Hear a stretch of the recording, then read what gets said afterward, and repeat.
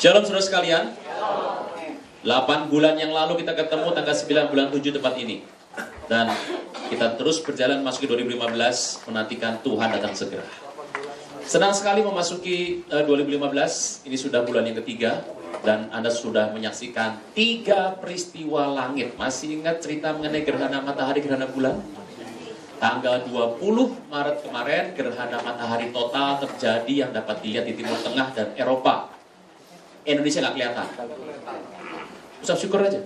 Karena begini, kitab Sukah, dari buku Talmud, kitab Sukah 29a menulis, bangsa manapun yang melihat gerhana matahari akan mengalami musibah. Indonesia nggak lihat tuh? Kita aman. Kita aja. Nanti tanggal 4 nih, tanggal 4 Sabtu minggu depan akan ada gerhana bulan total di Timur Tengah lagi. Jadi ini adalah rangkaian dari tahun lalu sampai tahun ini. Ada 6 kali peristiwa alam, yaitu adalah 4 kali gerhana bulan total. Di tahun kemarin ada 2 kali, dan di tahun ini ada 4 kali. Jadi 4 dengan 2, ini tahun lalu 2 gerhana bulan total 2 nih. Anda tahu akibatnya setelah ini? Israel ribut sama Palestina, 2100 Palestina mati, 96 Israel meninggal. Setelah gerhana bulan yang ini, Anda tahu ISIS mulai merebak kemana-mana, dan 4 rabi Yahudi dibunuh di sinagog. Anda bilang, dibunuh? Biasa pak. Tolong ngerti, rabi itu kalau di kita kelasnya gubernur. Jadi tinggi sekali tingkatnya. Nah tahun ini ada 4. Kita sudah masuk di sini, gerhana matahari, tanggal 4 nanti gerhana bulan. Peristiwa apa yang terjadi? Siap-siap untuk datangnya sebuah krisis ekonomi besar. Siap-siap. Tapi jangan khawatir. Kita berkata Mazmur 91. 1000 rebah sebelah kanan, sebelah kiri, 10.000 sebelah kanan, tidak menimpa hidup kita. Aminnya sudah stres. Nah, nanti kita lihat ibadah kedua untuk krisis ini. Oke. Haniko sampaikan dengan jelas mengenai tahun ini, tahun pelipat gandaan mujizat. Tetap bersama saya, pelipat gandaan mujizat. Kata mujizat jangan diartikan dengan gaya gereja dan Kristen kadang-kadang mengartikan mujizat sebagai hal yang positif secara tubuh, yaitu adalah kalau mata buta celik, kalau klep jantung bocor, pulih, ginjal rusak pulih, itu namanya mujizat. Tolong ngerti, mujizat di Alkitab tidak selalu bernuansa positif secara tubuh, tapi juga negatif secara tubuh. Contoh ya, kitab Joel 2:31. Maka aku Tuhan akan membuat mujizat-mujizat di langit dan di bumi. Kata mujizat menggunakan kata mofet dalam bahasa Ibrani. Mujizat di bumi ada 3. Yang pertama adalah darah, api, gumpalan asap. Darah itu aniaya, api itu kerusuhan, gumpalan asap itu perang. Saya mau tanya, enak gak? Nggak enak. Tapi itu juga mujizat. Jadi mujizat itu bisa bernuansa positif secara tubuh dan nuansa negatif secara tubuh. Bukan secara roh ya, secara tubuh. Jadi kata mujizat itu benar sekali yang Pak sampaikan. Pelipat gandaan mujizat akan dibarengi dengan pelipat gandaan goncang. Ini harus diwaspadai. Jadi kalau ini jangan ikut demo. Ini kan bensin naik lagi. Jangan, udah relakan saja. Semakin nih Gorontalo tadi pagi goncang. Tapi tidak ada tsunami di situ. Ini goncangan terus jalan. Tapi jangan khawatir, inilah tanda Tuhan datang segera. Lukas 2 kita lihat, ayat 21.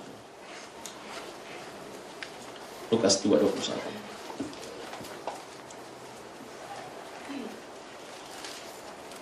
Kenapa saya mau cerita ini? Ini situasi yang anak Tuhan mungkin akan hadapi di tahun ini. Dan ketika genap 8 hari, saya nggak mau bicara soal Natal yang sudah lewat ini 3 bulan lalu. Jadi ini sering dikhotbahkan dalam Natal, tapi beda urusannya. Ketika genap 8 hari dan ia harus disunatkan, ia diberi nama siapa? Yesus. Nama yang disebut oleh malaikat sebelum dikandung oleh ibunya. Ngomong-ngomong sebentar. Udah lama gak ketemu, jangan khotbah dulu, ngobrol dulu. Pernah bertanya nggak dalam hati Anda? Pernah punya pikiran yang agak iseng nggak dalam hidup Anda? Ini pertanyaan yang nggak perlu dijawab dan juga nggak perlu dicari alasannya, tapi ini kadang-kadang muncul dalam hati. Pernah berpikir nggak Bapak Ibu? Hamba-hamba Tuhan besar di Indonesia yang dipakai besar-besar 3 besar lah. Orang Jawa semua. Pernah mikir nggak? Nggak ya? Nggak ya? Tapi orang surga? Iya saya. Nggak, ini nggak ada hubungannya sama kesukuan apa. Ini cuma iseng-iseng, ini aja iseng-iseng. Pertanyaan dalam hati yang nggak perlu dijawab. Pernah berpikir nggak? Bahwa hamba Tuhan besar di Indonesia itu mayoritas orang Jawa. Gembala pembina Anda?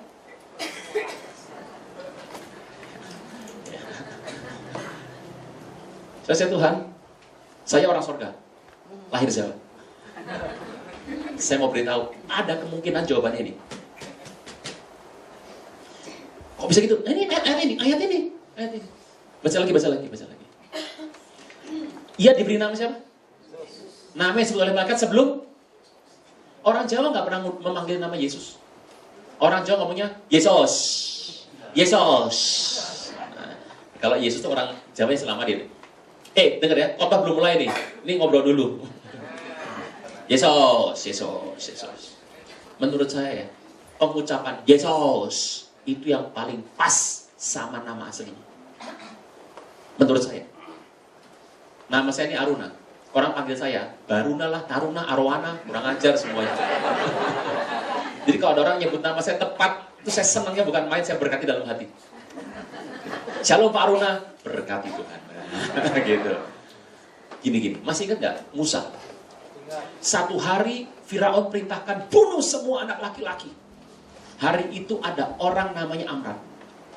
Orang itu orang Yahudi yang ada di Mesir. Dan dia harus bunuh anak laki-laki yang baru lahir, usia baru 3 bulan.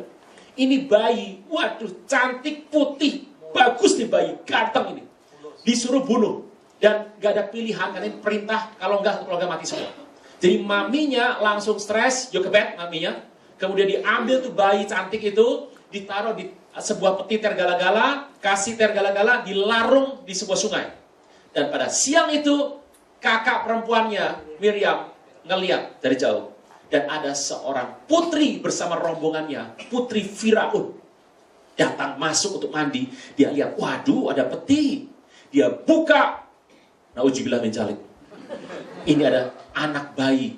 Cantik, putih, mengkilat. Dia berkata, ini pasti anak orang Ibrani. Diangkat tuh bayi dan diberikan nama. Salah semua tuh. Siapa namanya? Kalau Anda bilang Musa, berarti orang Indonesia tuh. Moses itu Inggris. Dan saya mau tanya, putri Firaun itu orang mana? Mesir. Nggak mungkin pakai nama Inggris dong. Moshe Ibrani, nggak mungkin. Panggilannya Moseus. Itu nama Mesir itu. Bapak Ibu, penampilan Anda kulit gelap, mata besar, rambut ikal. Kalau Anda diambil anak diadopsi sama Babah Alyong, nama Anda berubah jadi Acong. Ngerti ya? Nama Anda tergantung bapak Anda. Iya toh? Ini kan yang anak muda sekarang namanya Inggris semua nih. Bapaknya bule pasti. Ini Ibu Budi, nggak laku sudah. Ini Ibu Bernard. Udah berubah sekarang. Nah, namanya Moseus. Mo itu air, Zeus diambil, diselamatkan, drown from the water, diambil dari air, Moseus. Setelah dia besar, dia tahu dia orang Ibrani. Dia dipanggil orang Ibrani, namanya diubah menjadi Moshe. Karena waktu dia kecil namanya Moseus. Nah, saya mau tanya sekarang. Satu hari dia besar, disuruh Tuhan untuk bebaskan orang Israel dari Mesir. Bebaskan orang Israel dari Mesir. Oke bos, kata Moshe, Musa. Kalau begitu, nanti kalau orang Israel tanya sama aku, yang nyuruh kamu siapa? Moshe tanya, Tuhan, namamu siapa? Kan gitu. Tuhan bilang, aku ya aku. Suruh. Ya aku yang ngerti, aku ya aku. Namamu siapa? Aku ya aku. Musa stres. Tuhan bilang, Asher, nama Tuhan itu J. Titik sudah. Anda dan saya nggak pernah ngerti nama Tuhan. Siapa? Contoh. Anda, abang siomay lewat. Anda panggil gini, siomay, datang nggak? Namanya Tarjo. Kenapa dia datang? Ada tukang ojek. Ojek, datang nggak? Namanya Sastro. Tapi yang pasti dia mau dipanggil dengan nama itu kan. Saya ada tukang, satu teman saya kirim saya tukang dari rumah saya. Kerjanya bagus sekali. Saya bilang sama istri saya, itu tanya tukang itu. Tanya namanya, tanya nomor teleponnya. Orangnya bagus, kerjanya rajin sekali dan hasilnya bagus. Saya mau minta dia bantu saya terus. Istri tanya sama dia, Mas, ya Bu, Bapak nanya, namanya siapa? Gendut. Siapa Mas? Gendut. Maaf Mas, siapa ya Mas? Gendut Bu. Oh makasih. Ketemu saya. Sayang, itu aku yang nggak dengar, apa dia yang salah? Kamu coba tanya sama dia, namanya siapa? Saya datang, Mas, sinten jenenge? Siapa namamu? Gendut Pak. Oh ya sudah, memang nggak salah. Ternyata namanya bukan Gendut, tapi dari kecil dipanggil. Anda nggak pernah tahu nama Tuhan siapa? Kita nggak pernah tahu nama Tuhan siapa. Pokoknya Tuhan mau dipanggil pakai nama Yesus. Titik sudah. Gitu? Pokoknya Tuhan bilang namanya selesai, sudah. Selesai. Kita akan tahu nanti, waktu kita ketemu sama Tuhan, kita berkata, beberapa orang akan diberikan sama Tuhan, sebuah batu bertuliskan nama Allahku. Itu rahasia hanya bagi yang tahu. Selesai Tuhan. Jadi namanya adalah Berapa kita mengerti? Nama Yesus, itu bahasa Mesir Paleo Hebrew yang paling tua, namanya Jesus. Tuhan. Sos menyelamatkan. Tuhan menyelamatkan. Jesus. Mirip orang Jawa, Yesus. Mirip. Tuhan senang karena orang Jawa paling mirip ucapannya sama nama Tuhan. Dipromosikanlah orang Jawa. Ada yang bilang, oh gitu, tetap. Wah, jangan sembung bawa labu. Nggak nyambung Bu. Terus. Nah ini kota sekarang dimulai ya. Ketika genap waktu pentahiran menurut hukum Taurat Musa, mereka membawa dia ke Yerusalem untuk menyerahkan kepada Tuhan. Seperti tertulis dalam hukum Tuhan. Semua anak laki-laki sulung harus dipisahkan, dikuduskan bagi Allah. Dan mempersembahkan korban menurut apa yang difirmankan dalam hukum Tuhan. Sepasang burung tekukur atau 2 ekor anak burung merpati. Saya Tuhan, saya mau tanya, ini Joseph and Mary, ini setia sama firman Tuhan ini. Dan dia kasih anak laki-lakinya persembahkan sama Tuhan pada hari ke-8 disunat. Dan mempersembahkan sepasang tekukur atau 2 ekor anak burung merpati. Kok nggak lembu kambing domba Pak? Nggak. Joseph masih miskin. Hari itu, dia belum kaya. Usaha furniture-nya belum maju. Kan dia orang tukang kayu loh. Ada tanya sama saya, Pak Pendeta, bisnis apa yang bisa bikin kita sukses Pak? Gak usah jawab, baca Alkitab. Yosef kerjanya apa? Tukang kayu. Dan dia meninggal muda. Makanya nggak pernah ada di Alkitab lagi. Dan Tuhan Yesus waktu dia muda, sebelum jadi rabi keliling umur 30 tahun. Dari muda sampai dia umur 30 tahun, dia menggantikan ayahnya. Apa kerjanya? Tukang kayu, furniture. Jawab saya. Bapak Joko Widodo, profesinya apa? Sudah ada 3 contoh. Orang furniture sukses. Mau tahu usaha bikin sukses? Bikin apa? Tukang kayu. Langsung pindah profesi semua. Teruskan. Di Yerusalem ada seorang bernama Simeon. Kata bersama saya, Simeon. Simeon itu adalah bahasa Ibrani. Bahasa Greek-nya adalah Simon. Atau artinya mendengar. Simon artinya mendengar. Bagus sekali ini. Ada 4 cirinya. Ia seorang yang benar. Kata bersama saya, benar. Saleh. Kalau perempuan salehah. Soleh dan solehah. 3. Menantikan penghiburan bagi Israel. Artinya apa? Menantikan rapture itu. Yang keempat, Roh Kudus ada di atasnya. Kepada Simeon telah dinyatakan oleh Roh Kudus bahwa ia tidak akan mati sebelum melihat Mesias, yaitu dia diurapi Tuhan. Bapak Ibu tolong mengerti. Sepanjang sejarah Yahudi cuma ada 3 Yahudi asli yang tidak akan mati sebelum lihat Mesias. Yang pertama Simeon. Yang kedua, Rasul Yohanes di Pulau Patmos. Yang ketiga, Rabi Yitzhak Kaduri yang pernah saya khotbahkan tahun lalu di tempat ini. Teruskan. Oh saya nggak dengar Pak, jemaat baru berarti. Saya jemaat lama Pak, nggak hadir. Gitu. Saya hadir kok Pak, tidur. Saya nggak tidur Pak, pingsan. Ia datang ke bait suci oleh Roh Kudus ketika Yesus anak itu dibawa masuk oleh orang tuanya untuk melakukan kepadanya apa yang ditentukan oleh hukum Taurat. Ia sambut anak itu dan menatangnya sambil memuji Allah katanya, sekarang Tuhan, Biarkanlah hamba-Mu ini pergi dalam sejahtera sesuai dengan firman-Mu, sebab mataku telah melihat keselamatan daripadamu yang telah Kau sediakan di hadapan segala bangsa. Itu terang yang menjadi pernyataan bagi bangsa-bangsa lain dan menjadi kemuliaan bagi umat-Mu Israel. Dan bapa serta ibunya Joseph and Mary amat heran akan segala apa yang dikatakan tentang dia. Jangan lupa, ayah ibu Tuhan Yesus namanya siapa? Joseph sama Mary. Bukan Joseph and Gary loh. Joseph and Mary, bukan Gary. Zaman sekarang banyak tuh. Gitu. Joseph and Gary. Hati-hati, bertobat kalau seperti itu. Ngerti deh? Nggak ngerti, ada nggak ngerti? Siapa Pak? Kasih Tuhan, dengan ini baik. Kisah ini menarik sekali.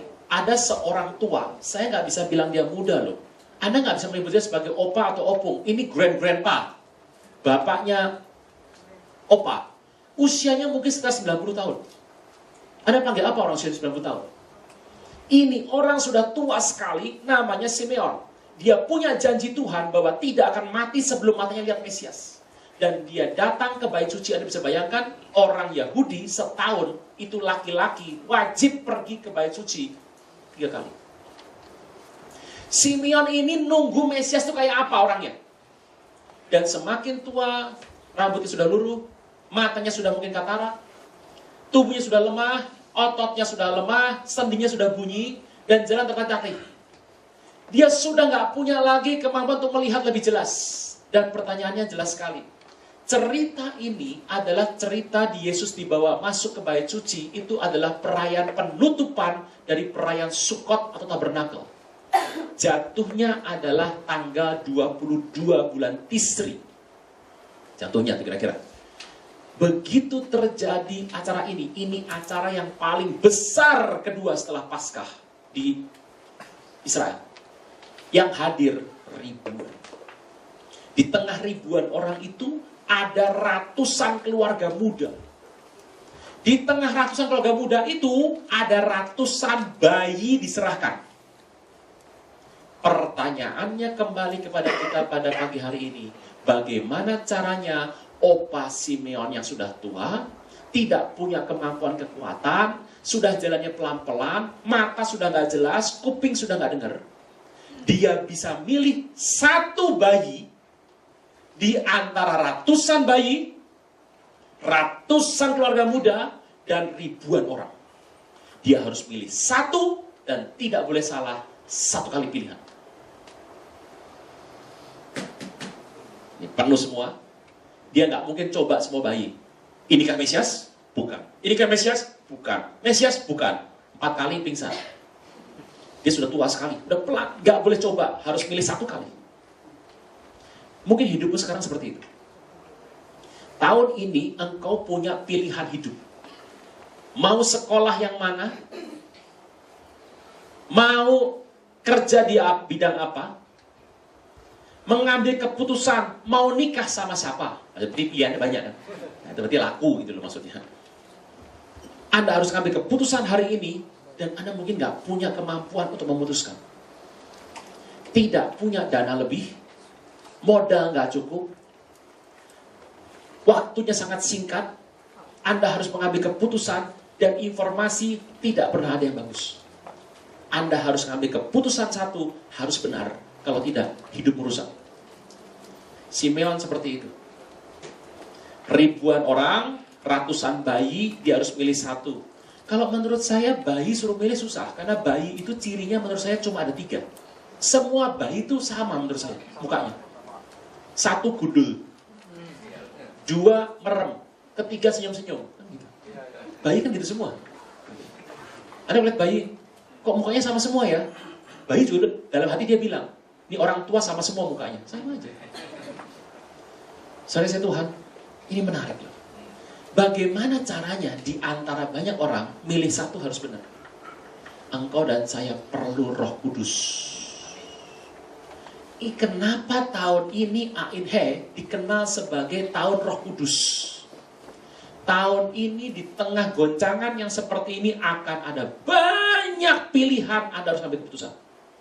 Dan ini hanya terjadi bisa kalau engkau dan saya penuh roh. Opa ini sudah tua sekali. Dia harus milih satu. Kalau dia salah ngambil bayi, dia ambil. Oh, ini Mesias. Kita nyebut Mesias itu biasa. Karena Mesias bagi kita adalah Tuhan Yesus. Bagi orang Yahudi, sebutan Mesias itu sangat amat kudus. Ada salah sebut, ngambil bayi salah, digampar bapaknya itu. Anda bisa bayangkan itu? Kata bersama saya, Roh Kudus. Minta Roh Kudus menguasai doa dan saya. Supaya hidup ini gak salah ngambil keputusan. Sudah terlalu banyak orang Kristen hidup salah ngambil keputusan. Pak, saya sudah salah nikah. Telat. Ingat kata mantan Presiden SBY. Lanjutkan. Teruskan. Mau apa lagi? Teruskan aja. Ini menarik loh, saudara Tuhan. Menarik sekali. Roh Kudus. Karena goncangan akan ada di mana-mana. Banyak hal terjadi. Saudara Tuhan, masih ingat sebuah lagu? Pertolonganmu begitu ajaib, kau telah memikat hatiku. Di saat aku tak sanggup lagi, di situ tanganmu bekerja. Pernah dengar lagu ini? Ya, ya. Saya ketemu sama penciptanya. Dia ini menikah sama anak pendeta. Dia pengusaha, dia bukan pendeta. Dia pengusaha, dia main musik lah, keyboard di gereja. Pendetanya meninggal. Istrinya teruskan. Istrinya meninggal. Jadi itu warisan gereja jatuh kepada anak perempuan. Yang mana itu adalah istrinya si pencipta lagu itu. Dia bilang sama saya gini, Pak, ini Pak gereja. Waduh, Anda tahu gerejanya? Luasnya kira-kira segini. Tapi semuanya papan reot dimakan rakyat. Semuanya. Itu tendang runtuh itu gereja. Beneran. Sampai kaget. Hah? Sampai kaget gini-gini. Ini tendang satu tiang, rontok semuanya. Pak, ini warisan buat saya, Pak. Katanya saya harus teruskan. Jadi dia harus sekarang bangun tuh gereja. Anda jangan bayangkan begini, saudara-saudara, kolektakan jalan, kita sumbang untuk gereja. Boro-boro ini di pinggir Jakarta. Udah bertahun-tahun gak dibangun. Gak ada orang yang musik, Pak. Gak ada yang mau musik, reot. Siapa mau demo? Saya Tuhan. Dan dia mendapat warisan itu, saya bilang gini. Kamu tahu, warisan terbaik di muka bumi? Gereja, saya bilang. Kamu dapat yang terbaik, teruskan aja. Nah, pakai apa? Pakai iman. Nah, dia bikin lagu ini. Saya tanya, bagus lagu ini. Kok nggak pakai nama kamu? Nggak enak Pak. Ini kan lagu yang buat berkati orang. Saya pakai artis rohani, kompilasi, bikin lagu. Saya suruh nyanyi biar jadi berkat bagi banyak orang. Oke. Lagunya tuh dapat inspirasi dari mana? Dia bilang sama saya, dari Mazmur 91. Yang Pak Niko sering cerita. Ada baca tiap hari? Jemaat Tuhan dengar ini baik. Jangan sampai, saya harus ngomong ini tegas supaya Anda ngerti. Daripada saya ngomong pakai alus-alus. Jangan sampai Anda kena masalah, baru doa. Seorang teman saya, pengusaha besar, ngebur laut. Izinnya resmi. Burnya kena kabel telekomunikasi. Bes. Remuk. Ribut besar. Masuk pengadilan. Anda tahu? 30 miliar. Dalam saat lagi dengar kabar digugat 30 miliar. Ini bukan lemper duit ini.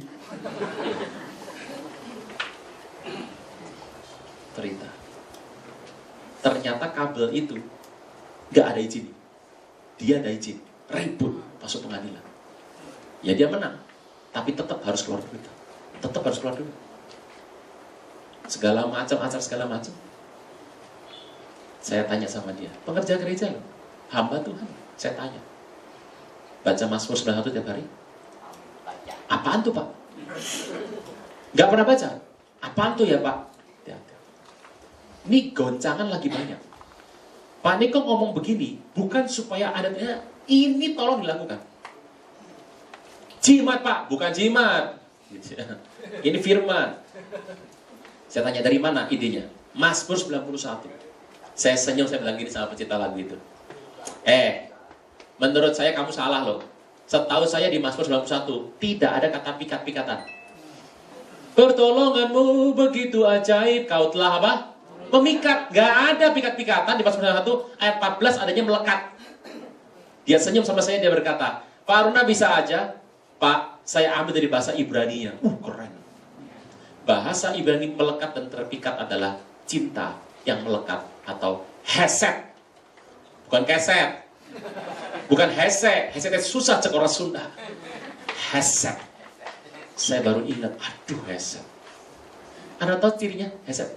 Cinta melekat. Yang pria, waktu masih muda ingat-ingat baik-baik. Lagi ada pergi ke pasar, gitu. Ada encim-encim cerewet nawar abang tuh. Ribut sepasar gitu. Tapi tuh encim bawa cucu cantik sekali. Masih ingat ya? Dan mata Anda nggak tahu kenapa Anda lagi nawar tuh mati ke sana terus. Sambil jalan nabrak tiang, tung gitu. Kenapa bisa nabrak tiang? Karena matanya melekat. Masih ingat yang pria? Yang wanita masih ingat nggak wanita? Waktu masih muda dulu. Ada naksir sama satu pria, nggak six pack, whole pack. Gak ada penampilan pokoknya. Bukan langsung. Rambut di kepalanya sudah mirip dengan daratan yang meluas dan gelombang yang menipis. Tapi ada cinta sama laki-laki itu. Masih ingat tuh Bu? Orang bilang gini, ngapain sih lu mau sama yang udah begitu? Saya beritahu, cinta itu buta. Kalau sudah melekat, ya melekat sudah. Melekat sudah. Saya tuh gak suka jalan-jalan sendiri. Saya kalau pergi ke luar kota atau pergi kemana, bawaannya mau pulang. Satu hari pernah mau pelayanan pergi Amerika. Pak, Bapak pelayanan, selesai kita jalan-jalan ya Pak. Enggak. Saya datang, melayani 2 hari, langsung pulang. Hah? Pak? 28 jam Pak? Langsung pulang habis ibadah? Iya. Gak mau jalan Pak? Gak minat. Kalau nggak dikasih, gak usah datang. Pak, kenapa begitu? Dia nggak tahu alasannya. Saya tuh kalau tidur, sebelah saya bukan istri saya. Wah, nggak enak loh. Cinta saya melekat sama dia. Yang perempuan pokoknya gini, lu dengerin. Jangan iya doang. Nah, itu dia. Saya Tuhan, ngerti melekat, itu melekat. Saya punya anak perempuan, sudah mulai gede. Istri saya ngomong sama saya, aduh sudah mulai besar sekarang, aku jalan-jalan gak mau sama teman-teman terus, aku sendirian, aku gak diperhatikan lagi. Saya bilang sama istri saya, gak usah stres, jatahmu tuh aku. Ya tapi dia pergi sama teman-temannya, gimana kita bisa tahu temannya baik apa enggak? Gini loh ya sayang, papi selalu tahu yang terbaik buat anak perempuannya. Kamu cuma ngomong, anak kan ngerti ya. Seorang ayah itu punya hubungan unik sama anak perempuannya loh. Anak perempuan itu kalau lihat papi, itu Tuhan. Bener. Kalau sepeda rusak, wah, papi rusak. Lah, saya bilang, papi kan pasti bisa. Oh, bisa. Saya kencengin. Udah kamu sekolah, besok papi benerin. Saya bawa ke bengkel. Pulang udah jadi. Ih, papi jago kan gitu. Nomor 2, kalau disuntik, saya elus-elus. Kalau papi yang ngelus, sakitnya berkurang setengah. Itu kata dia. Kalau dia sedih, papi yang peluk. Begitu dipeluk, selesai masalah. Habis mandi, papi kuncirin rambut, saya kepang. Hancur sih jadinya. Hancur. Bagus saya bikinan papi, bikin mami jelek, padahal maminya rapi. Bagi anak perempuan, papi itu Tuhan kedua. Saya bilang sama saya, tenang aja. Saya tahu mana pria, mana baik, mana enggak buat anak saya. Kamu tahu dari mana? Gampang ngetesnya. Gak perlu kata-kata, cukup tindakan. Mau kamu apakan? Gini loh sayang. Sabtu malam tuh. Ting dong. Saya buka pintu. Ya anak muda, mau cari siapa? Andrea ada, oh. Anak saya Andrea. Ada. Saya cukup begini.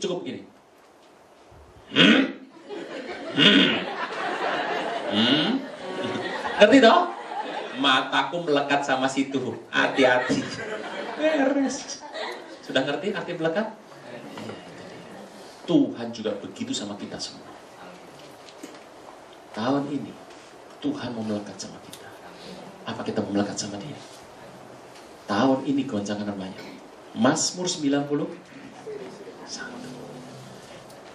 Kalau Anda betul-betul mau dan mau tinggal dalam Roh Kudus, ada satu ayat yang Tuhan ngomong sama saya di awal tahun ini, mau masuk kita pelipat ganda mujizat. Saya tanya Tuhan, caranya gimana? Pelipat ganda mujizat, caranya, saya ngerti, saya itu iman. Teknisnya itu bagaimana teknisnya? Caranya itu gimana? Ya kalau ngomong saya bisa, saya udah ngiman loh ini. Pak Niko sampaikan loh tadi barusan. Yohanes 16:24. Ini cara gampangnya nih. Saya minta ayat sama Tuhan, ya Tuhan kasih loh. Yohanes 16:24.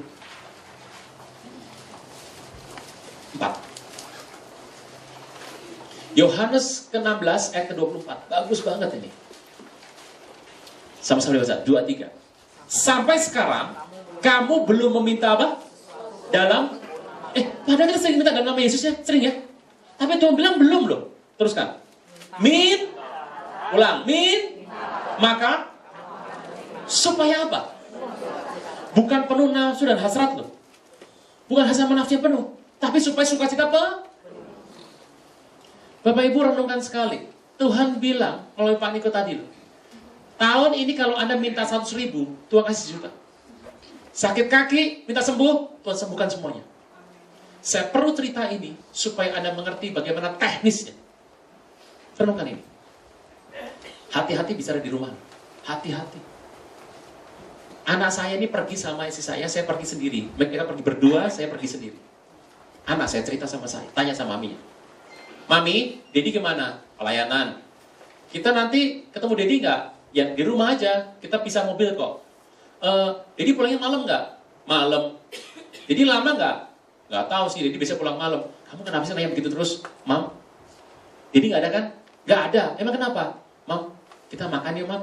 Ayo, makan apa? Itu loh, ayam goreng crispy. Apa sih? Tit, fried chicken. Ada mereknya, depannya. Tit, fried chicken. Jangan yang itu, nanti kamu batuk, karena kamu kan Senin mau ujian. Jadi kamu jangan makan itu dulu. Selesai ujian, nanti kita baru makan. Ya sayang?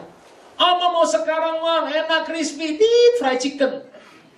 Enggak, nanti kamu keseringan. Kedua adalah kamu nanti bisa batuk. Kalau Dedi tahu kamu makan beginian, Dedi pasti marah sama kamu. Sudah, nurut aja. Mam, mau Dedi nggak ada. Kalau Dedi tahu kamu dimarahin gimana? Mami nggak mau bantu. Si Mami mah kesel aja saya. Kamu kalau ngotot terus mau makan begituan, kamu ngomong sama Tuhan Yesus. Kalau Tuhan setuju, Tuhan kasih. Mami kayak Dedi sekarang. Saya mau tanya, Tuhan denger nggak? Tuhan lihat nggak? Saya ini di tempat yang lain, lagi ibadah. Selesai ibadah, salaman, turun ke basement. Sudah nyalakan lampu, sudah gereng mobil, sudah masukkan gigi. Lagi mau jalan ke mobil, diketok kaca mobil saya. Bukan satpam, bukan tukang parkir. Siapa ini? Saya buka. Ya Pak, ada apa? Ternyata office boy dari PD tadi, perusahaan doa tadi. Dia bawa satu bucket besar, tit, fried chicken.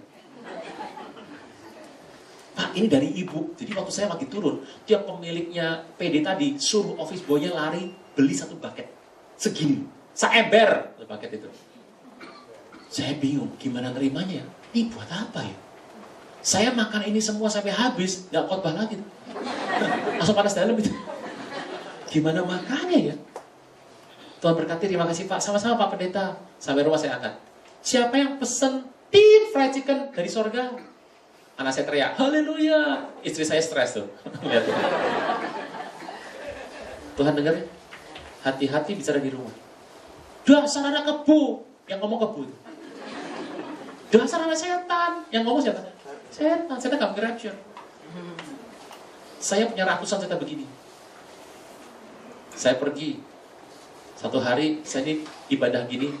Ketua PD-nya bilang gini, Pak, kita mau retret. Kita mau ada acara nih. Bapak saya kasih kaos ya. Sekeluarga saya kasih kaos semua. Tolong dipakai, jadi Bapak jangan pakai jas lagi, pakai kaos Pak. Supaya sama semua yang hadir pakai kaos semua. Oke, XL. Ukuran saya. Pak, ini all size kok. Nih, Bapak saya kasih 3. Sampai rumah saya pakai. Saya copot, saya taruh. Bikin baju ukurannya salah. Gak masuk ini, gak bagus penampilannya. Besok saya pakai baju ini, luarnya pakai jas saja. Istri bilang, ada apa toh? Ini bikin baju ukurannya salah, gak bener ini. Istri ambil, dipasin. Bener ini, yang salah badan kamu. Itu baju zaman sekarang, anak muda zaman sekarang. Atasnya itu yang fitness yang gede itu, bawahnya yang sempit, jadi begini. Saya kan begini. Nah, lahir, ini lonceng ini. Jadi kalau ada pohon Natal digantung langsung. Seneng gitu. Ini yang salah kamu. Makanya kamu tuh harus kurusin badan. Ya udah, saya bilang, oke, saya kurusin badan. Istri bilang lagi sama saya, kamu tahu nggak? Kamu kan sering khotbah depan anak youth. Zaman sekarang anak youth kan penampilannya kan keren-keren, kayak Korea gitu. Terus kenapa? Penampilanmu tuh kurang seger. Hah? Kurang seger? Maksudnya apa? Bukan gitu sayang, gini loh. Potongan rambut kamu tuh naikkan. Badak bercula satu. Praise worship style. Rambut menyembah Tuhan. Bagus. Enggak. Mendingan gini. Begitu setengah jam dandannya saya bilang. Mending begini. Sayang bajumu tuh loh lebar-lebar kayak bendera kena angin. Zaman sekarang tuh pakai baju yang sempit tuh. Tahu ya? Baju kayak lontong tuh. Sempit. Merecet kemana-mana tuh. Setelahnya lepet yang gak mau.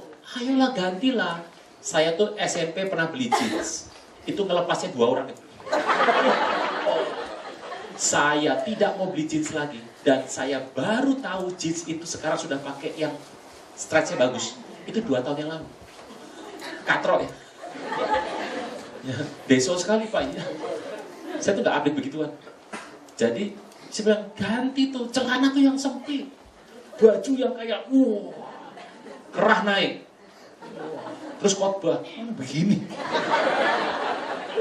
Dia nggak mau. Kamu kasih masukan, kamu nggak mau aja. Nggak mau. Kalau Tuhan mau bagaimana? Jangan bawa Tuhan, saya bilang. Apa urusannya? Kalau Tuhan mau gimana? Saya mau tanya, Tuhan dengar nggak? Tuhan lihat nggak? Hati-hati loh bisa di rumah. Anda terima berkat dari hamba, Tuhan kasih berkat lihat hamba Tuhan tuh. Kalau minggu, berlimpah nggak? Jemaat, terimalah berkat ala kadarnya. Mau? Kan nggak mau.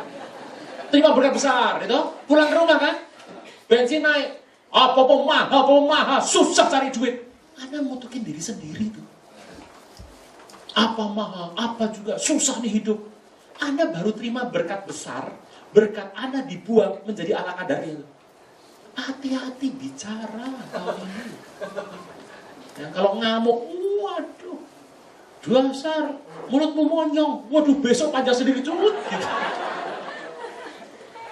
Tuhan dengar nggak? Itu Selasa malam tuh ngobrol sama istri tuh. Saya bilang sama istri, oke, kalau Tuhan mau, gini aja. Saya nggak doa, kamu nggak doa. Kalau Tuhan mau, Tuhan kirim baju lontong sama celana lepet ke rumah ini.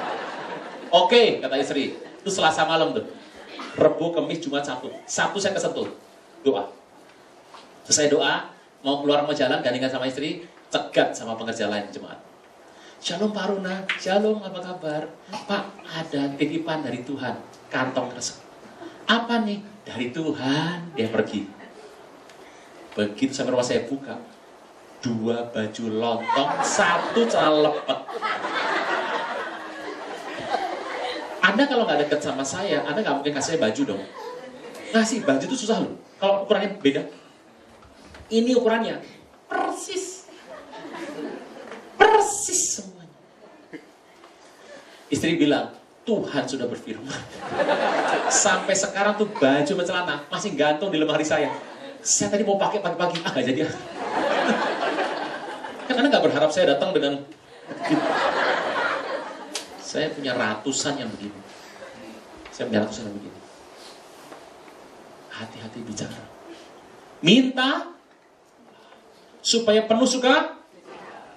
Tapi jangan gini, Tuhan mau minta bisnis tanah.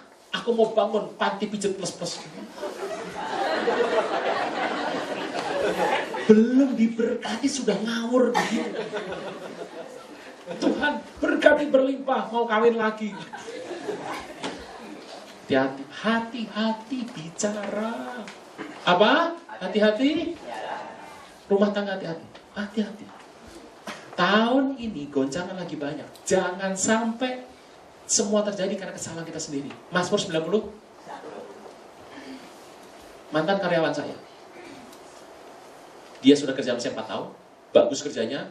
Sakit. Sudah Tuhan sembuhkan, mengenal nama Yesus. Satu hari dia harus berhenti kerja sama saya karena dia mau menikah. Dia nikah, dia kerja pindah. Kami dapat yang baru. Yang lama itu kirim SMS sama istri saya. Bu, saya sedih sekali bu. 2 paman saya meninggal dalam kurun waktu 3 minggu. Ini gimana bu? Saya sedih. Saya bilang sama istri saya, kasih tahu sama dia, hidup yang bersih, hidup yang benar. Kalau ada pencemaran, lapor sama kepala desa. Kalau enggak, rusak hidupnya. Kadang-kadang orang kampung tuh hidupnya nggak benar, nggak bersih, asal apa dimakan semuanya. Kasih tahu. Tapi saya salah. Ternyata dia tinggal di sebuah daerah yang di pegunungan, nggak ada pencemaran. Ternyata tempat tinggal dia adalah sebuah tempat di Jawa Barat yang santetnya nomor 1. Orang kalau ilmu santet, latihannya pakai tetangganya.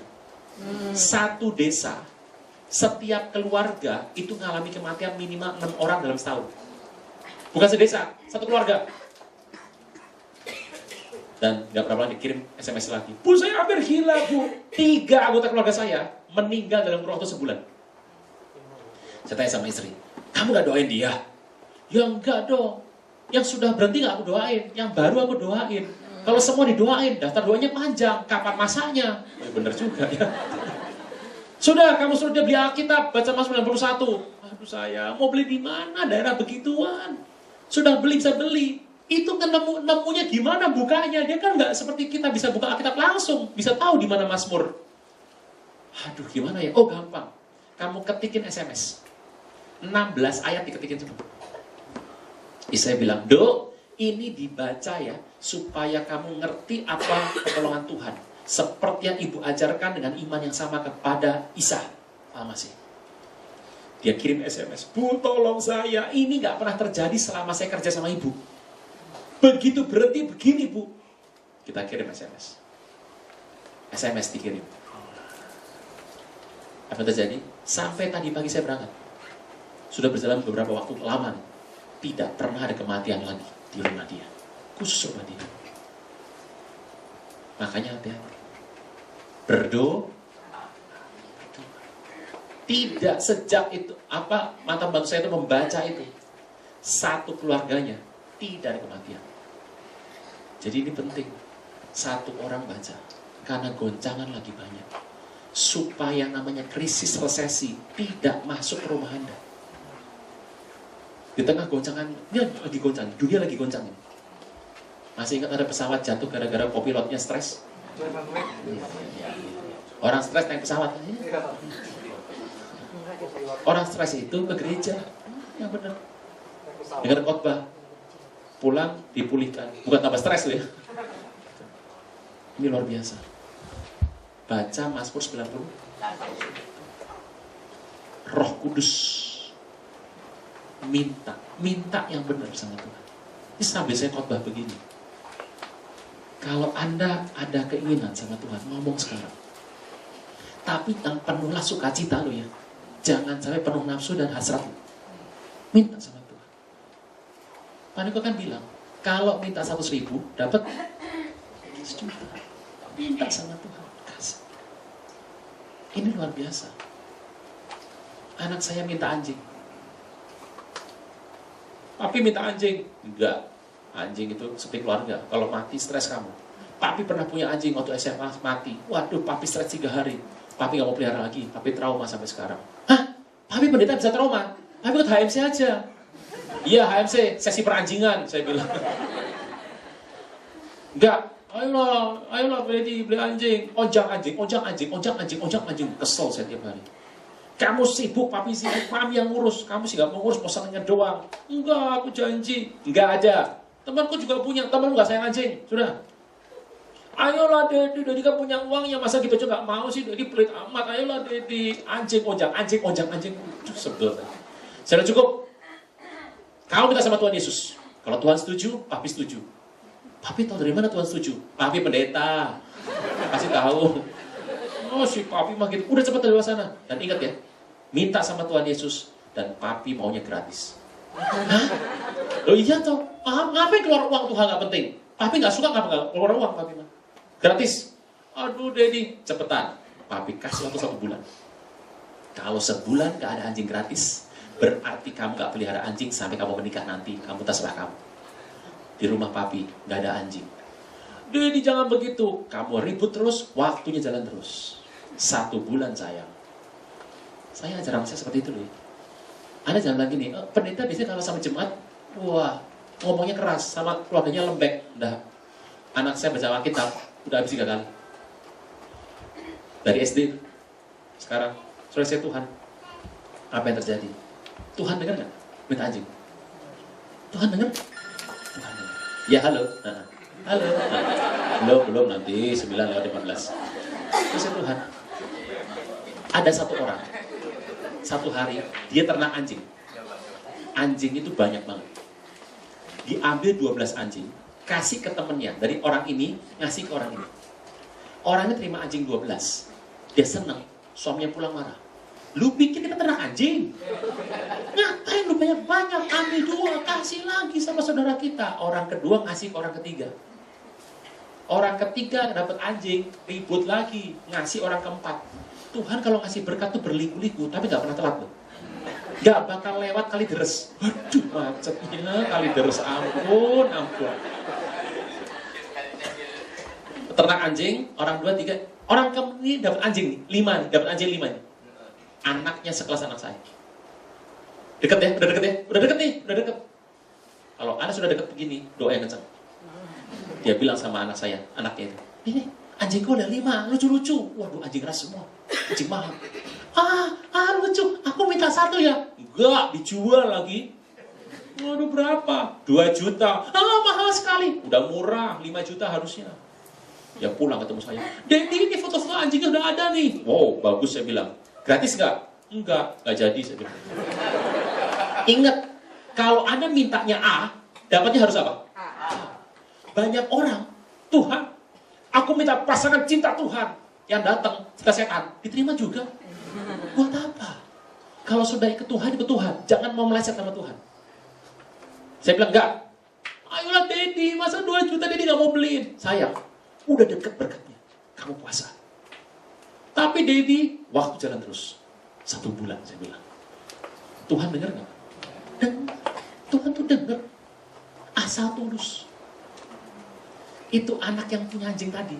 Pulang ngomong sama maminya. Kamu aku kasih waktu ya. Kalau kamu nggak putuskan, tak jual sama teman-teman. 1 minggu nih. 1 minggu kamu nggak putuskan, aku jual sama teman-teman. Dia pulang ke rumah. Mam, aku jual anjing. Maminya tanya. Yang mau beli siapa? Temanku. Siapa namanya? Andrea. Anak saya. Maminya kaget. Hah? Kan papinya pendeta. Aduh, malu. Kasih semua aja, jangan dijual. Malu. Minta berapa tadi? Dapat? Anak saya teriak. Begitu dia dapat anjing 5, saya stres. Aduh, 5. Waduh, gimana peliharanya? 5, 1 isi gak mau. Papi kapan ngambil anjingnya? Kandangnya belum beli. Besok, papi kapan? Makanannya belum. Gak gampang cari makanan. Papi kapan? Dokternya juga susah. Harus suntik vaksin dulu. Saya alasan tiap hari. Ayolah papi kapan? Kamu ujian, kamu belajar dulu. Atau terjadi. 1 hari saya stres, saya bilang, Tuhan, engkau sayang ya sayang. Tapi kalau 1 kasih 5, berlebihan kelihatannya. Tuhan berikan sejahtera, semua orang senang. Lah kalau dia senang, saya stres kan gak enak. Saya bilang, Tuhan, berikan jalan keluar. Jangan sampai anak saya sakit hati. Tuhan jawab gak? Tuhan tuh jawab. Pak nih kok khotbah. Bulan ini bulan iman. Nabur buah sulung. Saya panggil anak saya, sayang, sini. Opa Niko bilang apa? Nabur. Nabur itu dengan apa yang ada padamu, bukan yang tidak ada padamu. Engkau kan punya anjing. Nabur mau nggak? Korban buat Tuhan. Hah? Anjing. Anjingmu kecil tabur. Kasih orang gratis maksudnya. Terus, nanti Tuhan kasih yang besar. Gimana? Mau? Itu iman. Mau belajar nggak? Opa Niko bilang gitu loh. Mau papi. Nah, anjingmu 5 itu jangan diambil. Tabur aja semuanya. Oke, Daddy, ditabur lagi. Aduh, leganya. Tuhan denger toh? Anda pikir Tuhan berhenti? Enggak. Jemaat dengar khotbah ini nyamperin saya di luar ibadah. Pak Pendeta, saya mau bicara sebentar. Ya, ada apa? Saya gak setuju Bapak terlalu keras sama anak Bapak. Sudah doa, punya iman, anak begitu Pak. Jarang Pak. Kecil cinta Tuhan Pak.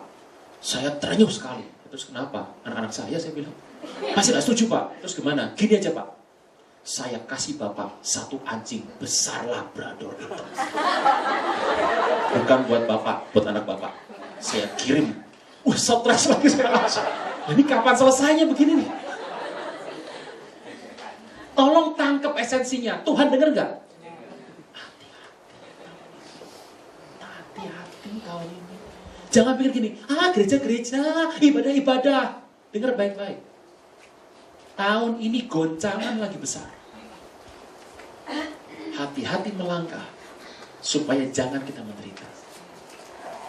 Ini saya cerita berkali-kali, karena sudah banyak konseling di rumah saya.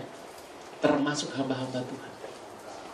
Rumah tangga goyang, bisnis hancur-hancuran, udah banyak. Saya berdoa agar Tuhan kuat tempat ini. Amin. Kita mulai berdiri. Udah jangan pulang ini.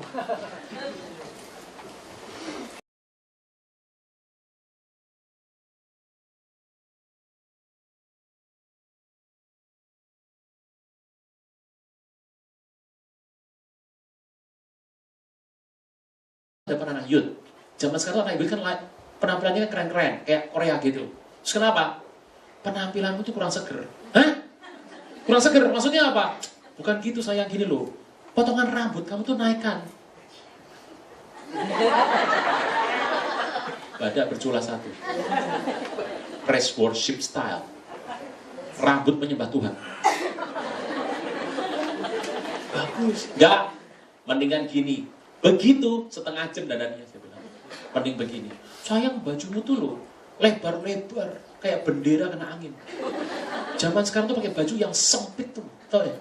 Baju kayak lontong tuh loh. Sempit. Merecek kemana-mana tuh. Celananya lepet yang gak mau. Ayolah gantilah. Saya tuh SMP pernah beli jeans. Itu ngelepasnya 2 orang itu. Saya tidak mau beli jeans lagi. Dan saya baru tahu jeans itu sekarang sudah pakai yang stretchnya bagus. Itu 2 tahun yang lalu. Katrok ya. Ya, deso sekali Pak. Ya. Saya tuh gak update begituan. Jadi saya bilang ganti tuh. Celana tuh yang sempit.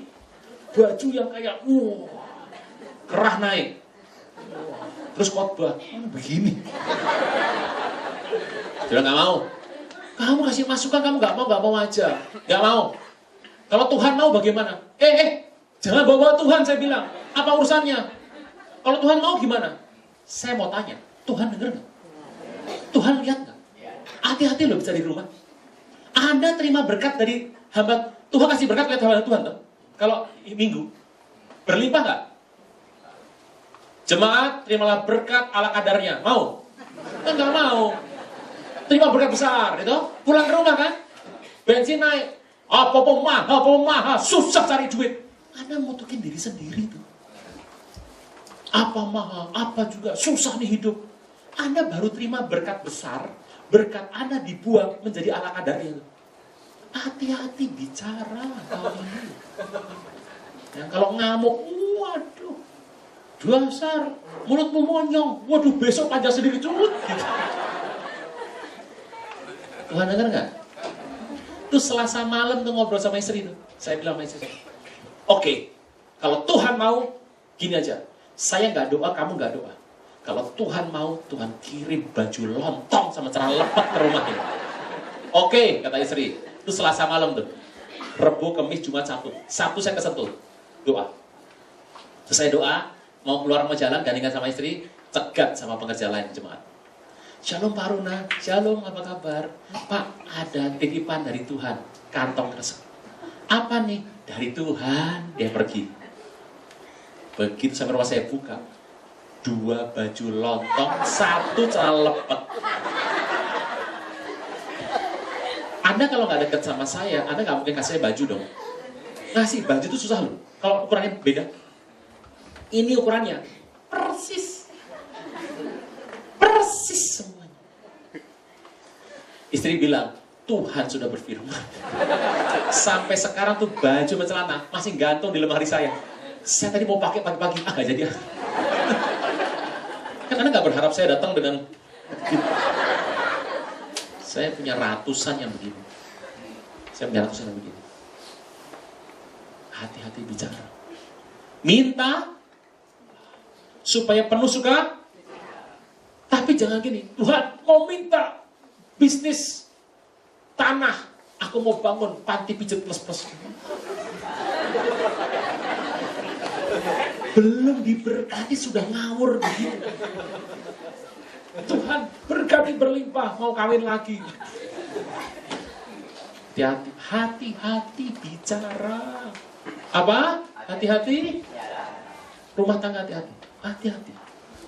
Tahun ini goncangan lagi banyak. Jangan sampai semua terjadi karena kesalahan kita sendiri. Mazmur 90. Mantan karyawan saya. Dia sudah kerja sama saya 4 tahun. Bagus kerjanya. Sakit. Sudah Tuhan sembuhkan. Mengenal nama Yesus. Satu hari dia harus berhenti kerja sama saya karena dia mau menikah. Dia nikah, dia kerja pindah. Kami dapat yang baru. Yang lama itu kirim SMS sama istri saya. Bu, saya sedih sekali bu. 2 paman saya meninggal dalam kurun waktu 3 minggu. Ini gimana bu? Saya sedih. Saya bilang sama istri saya, kasih tahu sama dia, hidup yang bersih, hidup yang benar. Kalau ada pencemaran lapor sama kepala desa. Kalau enggak, rusak hidupnya. Karena orang kampung itu hidupnya enggak benar. Gak bersih, asal apa dimakan semuanya. Kasih tahu. Tapi saya salah. Ternyata dia tinggal di sebuah daerah yang di pegunungan. Gak ada pencemaran. Ternyata tempat tinggal dia adalah sebuah tempat di Jawa Barat yang santetnya nomor 1. Orang kalau ilmu santet, latihannya pakai tetangganya. Satu desa, setiap keluarga itu mengalami kematian minimal 6 orang dalam setahun. Bukan sedesa, satu keluarga. Dan gak berapa lagi kirim SMS lagi. Bu, saya hampir gila, bu. 3 anggota keluarga saya meninggal dalam kurun waktu sebulan. Saya tanya sama istri, kamu gak doain dia? Ya enggak dong. Yang sudah berhenti gak aku doain. Yang baru aku doain. Kalau semua didoain, daftar doanya panjang. Kapan masanya? Ya bener juga ya. Sudah, kamu suruh dia beli Alkitab, baca Mazmur 91. Aduh saya, mau beli di mana? Daerah begituan. Sudah beli, bisa beli. Itu kan nemunya gimana bukanya? Dia kan nggak seperti kita bisa buka Alkitab langsung, bisa tahu di mana Mazmur. Aduh, gimana ya? Oh, gampang. Kamu ketikin SMS. 16 ayat diketikin semua.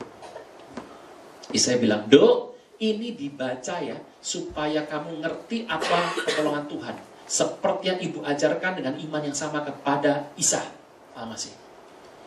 Dia kirim SMS, Bu, tolong saya. Ini nggak pernah terjadi selama saya kerja sama Ibu. Begitu berhenti begini bu, kita kirim SMS. SMS dikirim. Apa yang terjadi? Sampai tadi pagi saya berangkat. Sudah berjalan beberapa waktu lama. Tidak pernah ada kematian lagi di rumah dia. Khusus rumah dia. Makanya hati-hati. Berdoa. Tidak sejak itu, mantan bantu saya itu membaca itu. Satu keluarganya tidak ada kematian. Jadi ini penting, satu orang baca, karena goncangan lagi banyak. Supaya namanya krisis resesi tidak masuk ke rumah Anda. Di tengah goncangan, ini lagi goncang, dunia lagi goncang.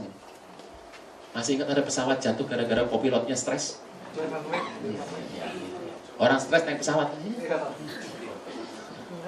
Orang stres itu ke gereja, yang benar. Dengar khotbah. Pulang, dipulihkan. Bukan tambah stres loh ya. Ini luar biasa. Baca Mazmur 90. Roh Kudus minta yang benar sama Tuhan. Ini sampai saya khotbah begini. Kalau Anda ada keinginan sama Tuhan, ngomong sekarang. Tapi yang penuhlah sukacita loh ya. Jangan sampai penuh nafsu dan hasrat. Minta sama Tuhan. Paniko kan bilang, kalau minta 100.000, dapat 1 juta. Minta sama Tuhan, kasih. Ini luar biasa. Anak saya minta anjing. Papi minta anjing. Enggak. Anjing itu seperti keluarga. Kalau mati, stres kamu. Papi pernah punya anjing waktu SMA, mati. Waduh, papi stres 3 hari. Papi gak mau pelihara lagi. Papi trauma sampai sekarang. Hah? Papi pendeta bisa trauma? Papi ikut HMC aja. Iya HMC, sesi peranjingan, saya bilang. Enggak, ayolah beli anjing, ojak anjing. Kesel saya tiap hari. Kamu sibuk, papi sibuk, mami yang ngurus. Kamu sih gak mau ngurus, bosannya doang. Enggak, aku janji. Enggak ada. Temanku juga punya. Hallelujah, hallelujah to His name, King Jesus, Jesus, we pray. Shalom saudara sekalian. 8 bulan yang lalu kita ketemu tanggal 9 bulan 7 tempat ini. Dan kita terus berjalan masuk ke 2015, menantikan Tuhan datang segera. Senang sekali memasuki 2015, ini sudah bulan yang ketiga. Dan Anda sudah menyaksikan 3 peristiwa langit. Masih ingat cerita mengenai gerhana matahari, gerhana bulan? Tanggal 20 Maret kemarin, gerhana matahari total terjadi yang dapat dilihat di Timur Tengah dan Eropa. Indonesia nggak kelihatan. Ucap syukur aja. Karena begini, kitab Sukah, dari buku Talmud, kitab Sukah 29a menulis, bangsa manapun yang melihat gerhana matahari akan mengalami musibah. Indonesia nggak lihat tuh? Kita aman. Kita nanti tanggal 4 nih, tanggal 4 Sabtu, minggu depan, akan ada gerhana bulan total di Timur Tengah lagi. Jadi ini adalah rangkaian dari tahun lalu sampai tahun ini. Ada 6 kali peristiwa alam. Yaitu adalah 4 kali gerhana bulan total. Di tahun kemarin ada 2 kali. Dan di tahun ini ada 4 kali. Jadi 4 dengan 2. Ini tahun lalu 2. Gerhana bulan total 2 nih. Anda tahu akibatnya setelah ini? Israel ribut sama Palestina 2100 Palestina mati. 96 Israel meninggal. Setelah gerhana bulan yang ini, Anda tahu ISIS mulai merebak kemana-mana. Dan 4 rabi Yahudi dibunuh di sinagog. Ada yang bilang, dibunuh? Biasa Pak. Tolong ngerti, rabi itu kalau di kita kelasnya gubernur. Jadi tinggi sekali tingkatnya. Nah, tahun ini ada 4. Kita sudah masuk di sini, gerhana matahari. Tanggal 4 nanti gerhana bulan. Peristiwa apa yang terjadi? Siap-siap untuk datangnya sebuah krisis ekonomi besar. Siap-siap. Tapi jangan khawatir. Nah, kita berkata Mazmur 91. 1000 rebah sebelah kanan, sebelah kiri, 10.000 sebelah kanan, tidak menimpa hidup kita. Aminnya sudah stres. Amin. Nah, nanti kita lihat ibadah kedua untuk krisis ini. Oke. Haniko sampaikan dengan jelas mengenai tahun ini, tahun pelipat gandaan mujizat. Kita bersama saya, pelipat gandaan mujizat.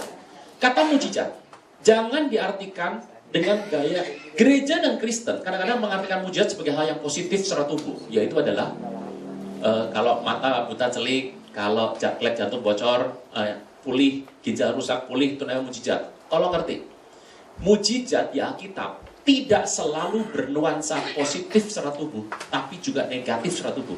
Contoh ya, kitab Joel 2:31. Maka aku Tuhan akan membuat mujizat-mujizat di langit dan di bumi. Kata mujizat menggunakan kata mofet dalam bahasa Ibrani. Mujizat di bumi ada 3. Yang pertama adalah darah, api, gumpalan asap. Darah itu aniaya, api itu kerusuhan, gumpalan asap itu perang. Saya mau tanya, enak nggak?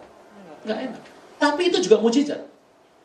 Jadi mujizat itu bisa bernuansa positif secara tubuh dan nuansa negatif secara tubuh, bukan secara roh ya, secara tubuh. Jadi kata mujizat itu benar sekali yang Pak sampaikan. Pelipat gandaan mujizat akan dibarengi dengan pelipat gandaan goncang. Ini harus diwaspadai. Jadi kalau ini jangan ikut demo. Ini kan bensin naik lagi. Jangan, udah relakan saja.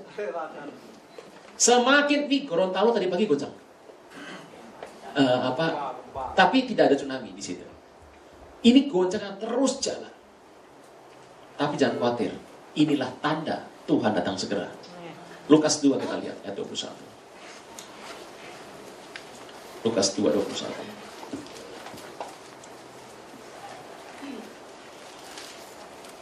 Kenapa saya mau cerita ini? Ini situasi yang anak Tuhan mungkin akan hadapi di tahun ini.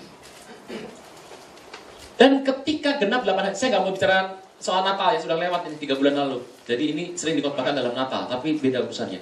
Ketika genap 8 hari dan ia harus disunatkan, ia diberi nama siapa? Yesus. Nama yang disebut oleh malaikat sebelum dikandung oleh Ibunya, ngomong-ngomong sebentar. Udah lama gak ketemu, jangan khotbah dulu, ngobrol dulu. Pernah bertanya nggak dalam hati Anda? Pernah punya pikiran yang agak iseng nggak dalam hidup Anda? Ini pertanyaan yang nggak perlu dijawab dan juga nggak perlu dicari alasannya, tapi ini kadang-kadang muncul dalam hati. Pernah berpikir nggak Bapak Ibu, hamba-hamba Tuhan besar di Indonesia yang dipakai besar-besar, 3 besar lah, orang Jawa semua. Pernah mikir nggak? Nggak ya? Nggak ya? Tapi orang surga? Iya saya nggak. Ini nggak ada hubungannya sama sama kesukuan apa. Ini cuma iseng-iseng, ini aja iseng-iseng. Pertanyaan dalam hati yang nggak perlu dijawab. Pernah berpikir nggak bahwa hamba Tuhan besar di Indonesia itu mayoritas orang Jawa? Gembala pembina Anda?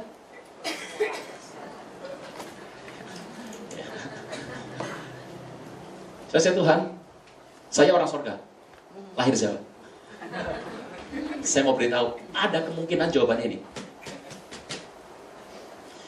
Kok bisa gitu? Ayat ini. Baca lagi. Ia diberi nama siapa? Namanya disebut oleh malaikat sebelum. Orang Jawa nggak pernah memanggil nama Yesus.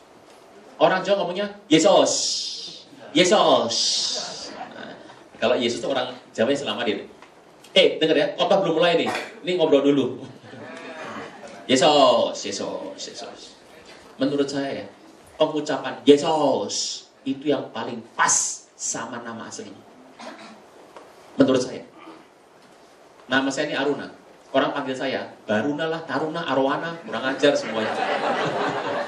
Jadi kalau ada orang nyebut nama saya tepat, itu saya senangnya bukan main, saya berkati dalam hati.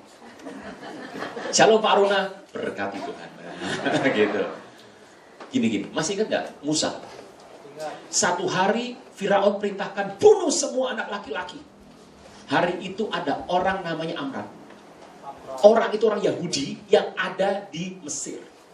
Dan dia harus bunuh anak laki-laki yang baru lahir, usia baru 3 bulan. Ini bayi, waduh cantik, putih, bagus nih bayi, ganteng ini. Disuruh bunuh. Dan gak ada pilihan, karena ini perintah, kalau enggak keluarga mati semua. Jadi maminya langsung stres, Jochebed maminya. Kemudian diambil tuh bayi cantik itu, ditaruh di sebuah peti tergala-gala, kasih tergala-gala, dilarung di sebuah sungai. Dan pada siang itu, kakak perempuannya, Miriam, ngeliat dari jauh. Dan ada seorang putri bersama rombongannya, putri Firaun. Datang masuk untuk mandi, dia lihat, waduh ada peti.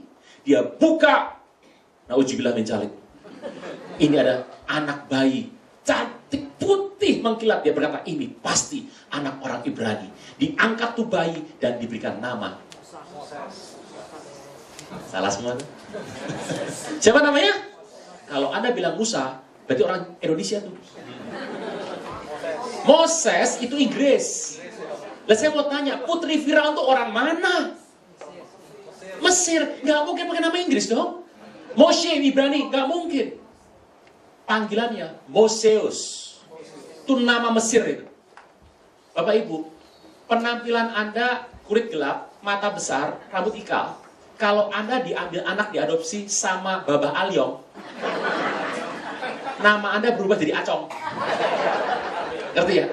Nama Anda tergantung bapak Anda. Iya toh? Ini kan yang anak muda sekarang namanya Inggris semua nih. Bapaknya bule pasti. Ini Ibu Budi, nggak laku sudah. Ini Ibu Bernard. Udah berubah sekarang. Nah, namanya Moseus. Mo itu air, Zeus diambil, diselamatkan, drown from the water, diambil dari air, Moseus. Setelah dia besar, dia tahu dia orang Ibrani. Dia dipanggil orang Ibrani, namanya diubah menjadi Moshe. Karena waktu dia kecil namanya Moseus. Nah, saya mau tanya sekarang. Satu hari dia besar, disuruh Tuhan untuk bebaskan orang Israel dari Mesir. Bebaskan orang Israel dari Mesir. Oke bos, kata Moshe, Musa. Kalau begitu, nanti kalau orang Israel tanya sama aku, yang nyuruh kamu siapa? Moshe tanya, Tuhan, namamu siapa? Kan gitu. Tuhan bilang, aku ya aku. Suruh. Ya aku yang ngerti, aku ya aku. Namamu siapa? Aku ya aku. Musa stres tuh. Tuhan bilang, Asher, J. Nama Tuhan itu J. Titik sudah. Anda dan saya nggak pernah ngerti nama Tuhan. Siapa? Contoh. Anda, Abang Siomay lewat. Anda panggil gini, Siomay, datang nggak? Namanya Tarjo. Kenapa dia datang? Ada tukang ojek. Ojek, datang nggak? Namanya Sastro. Tapi yang pasti dia mau dipanggil dengan nama itu kan. Saya ada tukang, satu teman saya kirim saya tukang dari rumah saya. Kerjanya bagus sekali. Saya bilang sama istri saya, itu tanya tukang itu. Tanya namanya, tanya nomor teleponnya. Orangnya bagus, kerjanya rajin sekali dan hasilnya bagus. Saya mau minta dia bantu saya terus. Istri tanya sama dia, Mas, ya Bu, Bapak nanya, namanya siapa? Gendut. Siapa Mas? Gendut. Maaf Mas, siapa ya Mas? Gendut Bu. Oh makasih. Ketemu saya. Sayang, itu aku yang nggak denger, apa dia yang salah? Kamu coba tanya sama dia, namanya siapa? Saya datang, Mas, sinten jenenge? Siapa namamu?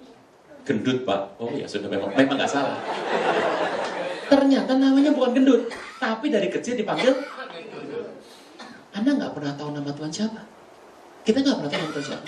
Pokoknya Tuhan mau dipanggil pakai nama Yesus. Titik sudah. Gitu? Pokoknya Tuhan bilang namanya J. Selesai sudah. Selesai. Kita akan tahu nanti waktu kita ketemu sama Tuhan, kita berkata, beberapa orang akan diberikan sama Tuhan sebuah batu bertuliskan nama Allahku. Itu rahasia hanya bagi yang tahu. Selesai Tuhan. Jadi namanya adalah J. Berapa kita mengerti? Nama Yesus itu bahasa Mesir Paleo-Hebrew yang paling tua. Namanya Jesus. J, Tuhan. Sos, menyelamatkan. Tuhan menyelamatkan. Jesus. Mirip orang Jawa. Yesus. Nah, mirip. Tuhan senang karena orang Jawa paling mirip ucapannya sama nama Tuhan. Dipromosikanlah orang Jawa. Ada yang bilang, oh gitu. Tetap. Wah, jangan sembung bawa labu. Gak nyambung Bu. Terus. Nah ini khotbah sekarang dimulai ya. Ketika genap waktu pentahiran menurut hukum Taurat Musa, mereka membawa dia ke Yerusalem untuk menyerahkan kepada Tuhan. Seperti tertulis dalam hukum Tuhan. Semua anak laki-laki sulung harus dipisahkan, dikuduskan bagi Allah. Dan mempersembahkan korban menurut apa yang difirmankan dalam hukum Tuhan. Sepasang burung tekukur atau 2 ekor anak burung merpati. Saya Tuhan, saya mau tanya. Ini Joseph and Mary, ini setia sama firman Tuhan ini. Dan dia kasih anak laki-lakinya persembahkan sama Tuhan pada hari ke-8 disunat. Dan mempersembahkan sepasang tekukur atau 2 ekor anak burung merpati. Kok gak lembu kambing domba Pak? Enggak. Joseph masih miskin. Hari itu, dia belum kaya. Usaha furniture-nya belum maju. Kan dia orang tukang kayu loh. Ada yang tanya sama saya, Pak Pendeta, bisnis apa yang bisa bikin kita sukses Pak? Gak usah jawab, baca Alkitab. Yosef kerjanya apa? Tukang kayu. Dan dia meninggal muda. Makanya gak pernah ada di Alkitab lagi. Dan Tuhan Yesus waktu dia muda, sebelum jadi rabi keliling umur 30 tahun. Dari muda sampai dia umur 30 tahun, dia menggantikan ayahnya. Apa kerjanya? Tukang kayu, furniture. Jawab saya. Bapak Joko Widodo, profesinya apa? Sudah ada 3 contoh. Orang furniture sukses. Mau tahu usaha bikin sukses? Bikin apa? Tukang kayu. Langsung pindah profesi semua. Teruskan. Di Yerusalem ada seorang bernama Simeon. Kata bersama saya, Simeon.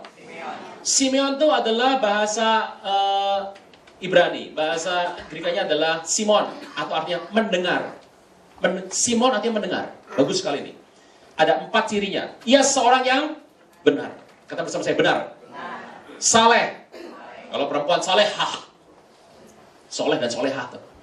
3. Menantikan penghiburan bagi Israel. Artinya apa? Menantikan rapture itu. Yang keempat, Roh Kudus ada di atasnya. Kepada Simeon telah dinyatakan oleh Roh Kudus bahwa ia tidak akan mati sebelum melihat Mesias, yaitu dia diurapi Tuhan. Bapak Ibu tolong mengerti. Sepanjang sejarah Yahudi cuma ada 3 Yahudi asli yang tidak akan mati sebelum melihat Mesias.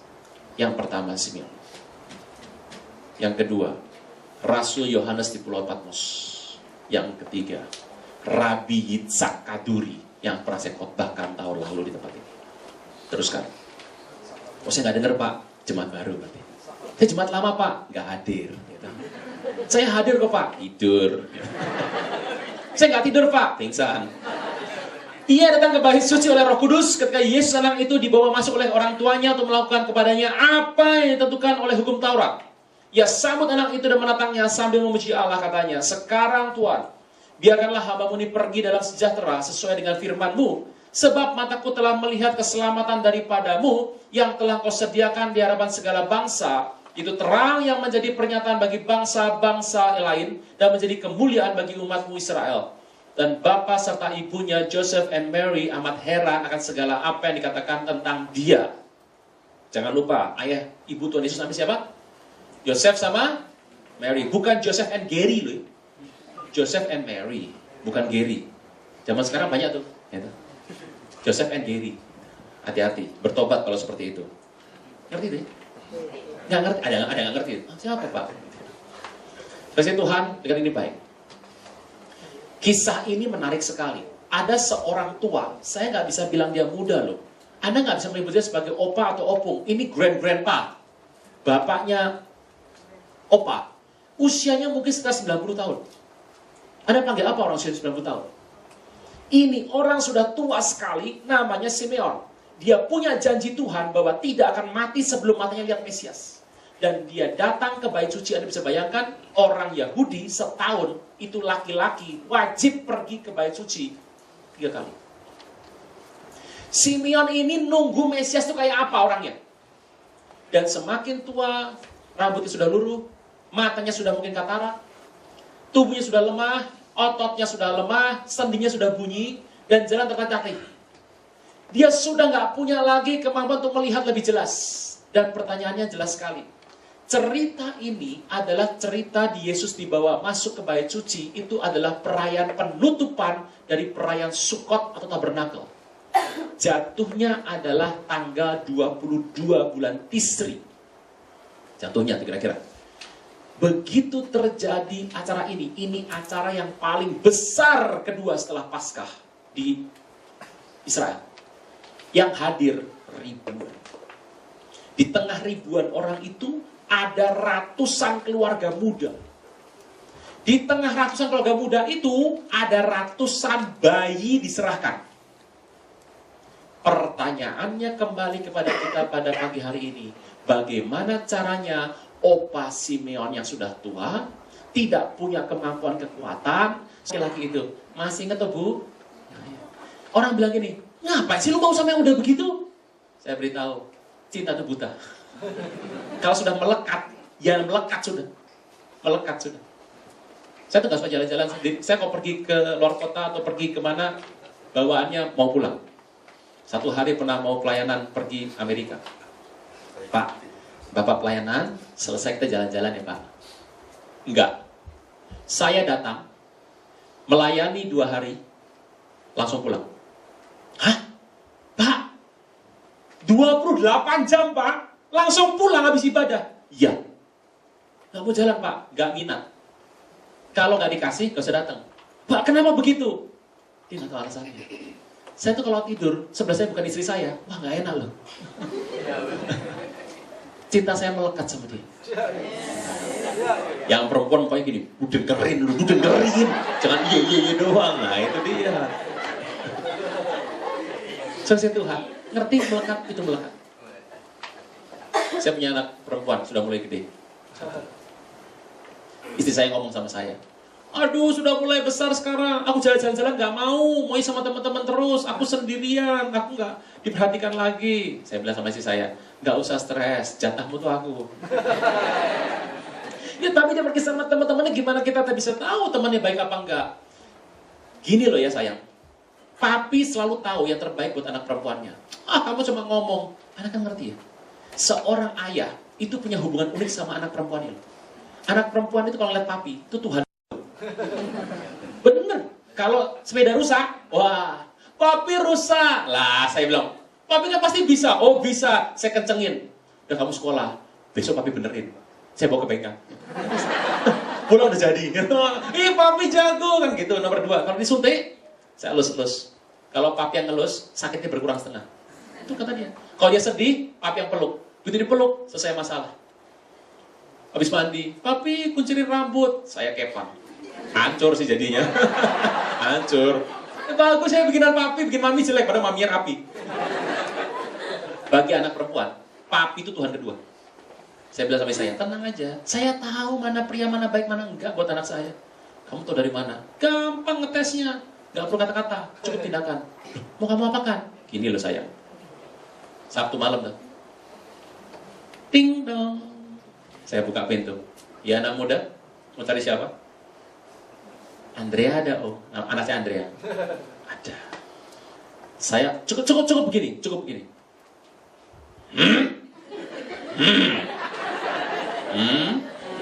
Ngerti toh? Mataku melekat sama situ. Hati-hati. Beres. Sudah ngerti arti melekat? Tuhan juga begitu sama kita semua. Tahun ini Tuhan mau melekat sama kita. Apa kita mau melekat sama Dia? Tahun ini goncangan namanya. Mazmur 91. Kalau Anda betul-betul mau dan mau tinggal dalam Roh Kudus, ada satu ayat yang Tuhan ngomong sama saya di awal tahun ini memasuki tahun pelipat ganda mujizat. Saya tanya Tuhan, caranya gimana? Pelipat ganda mujizat, caranya saya ngerti, saya itu iman. Teknisnya itu bagaimana teknisnya? Caranya itu gimana? Ya kalau ngomong saya bisa, saya udah ngiman loh ini. Pak Niko sampaikan loh tadi barusan. Yohanes 16:24. Ini cara gampangnya nih. Saya minta ayat sama Tuhan, ya Tuhan kasih loh. Yohanes 16:24.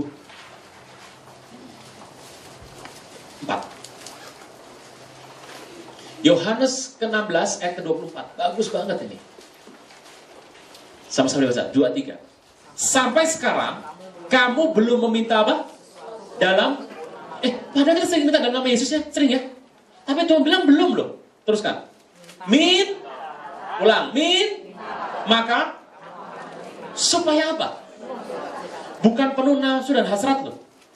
Bukan hasrat nafsu yang penuh, tapi supaya sukacita apa? Bapak Ibu renungkan sekali.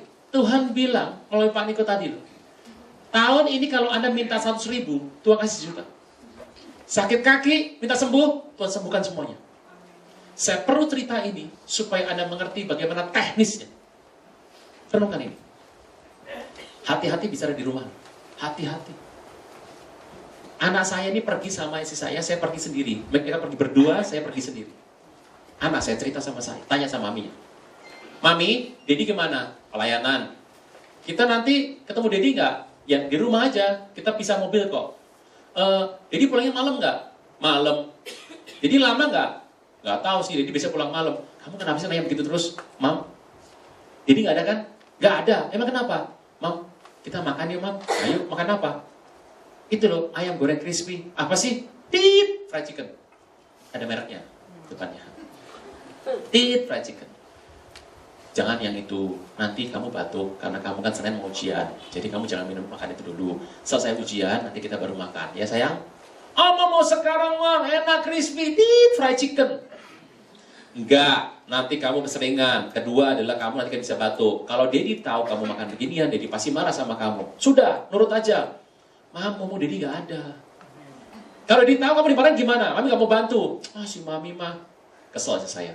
Kamu kalau ngotot terus mau makan begituan, kamu ngomong sama Tuhan Yesus. Kalau Tuhan setuju, Tuhan kasih. Mami kayak Dedi sekarang.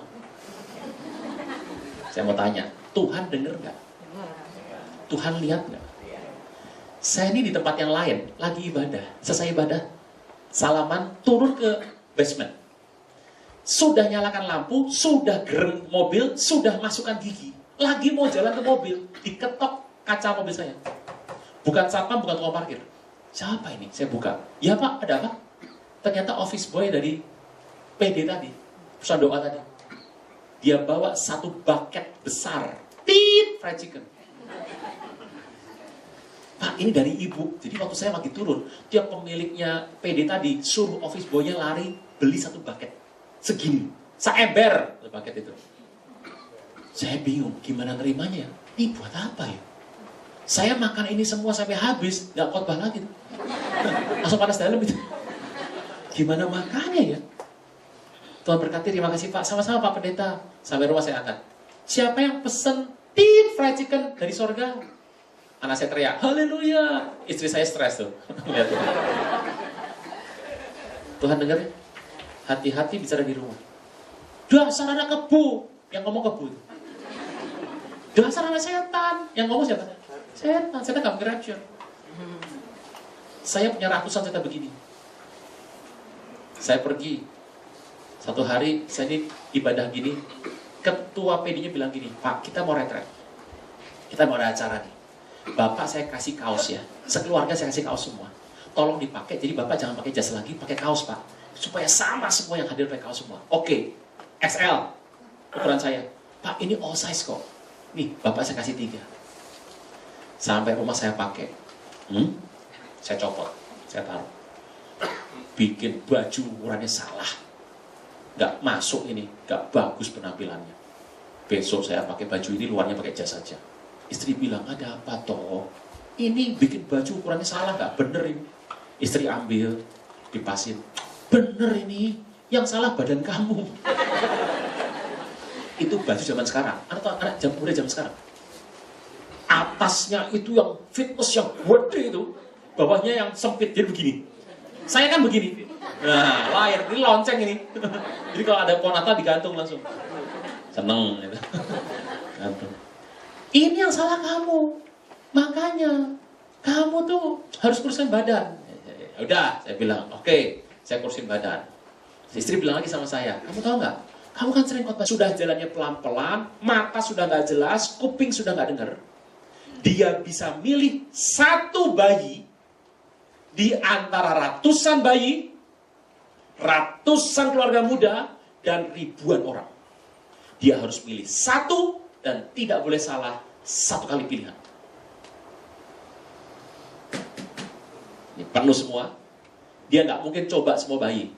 Inikah Mesias? Bukan. Inikah Mesias? Bukan. Mesias? Bukan. 4 kali pingsan.